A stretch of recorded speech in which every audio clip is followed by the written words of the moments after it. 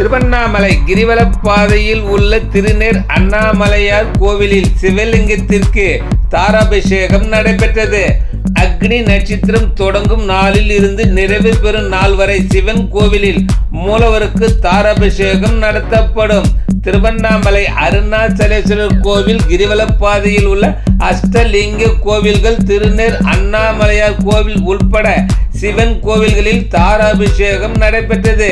கோவில்களில் சிவலிங்கத்திற்கு மேல் தாரா பாத்திரம் பொருத்தப்பட்டு அதில் ஜவ்வாது, சந்தனம் உள்ளிட்ட வாசனை திரவியங்கள் சேர்க்கப்பட்ட புனித நீர் காலையிலிருந்து மாலை வரை சாமி மீது துளி துளியாக விழுந்து அபிஷேகம் செய்யும் வகையில் அமைக்கப்பட்டு இருக்கும்.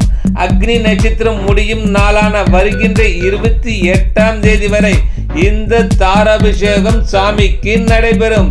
திருவண்ணாமலை கிரிவல பாதையில் உள்ள திருநேர் அண்ணாமலையார் கோவிலில் சிவலிங்கத்திற்கு தாராபிஷேகம் நடைபெற்றது. இந்நிகழ்ச்சியில் ஏராளமான பக்தர்கள், பொதுமக்கள் கலந்து கொண்டு சாமி தரிசனம் செய்தனர்.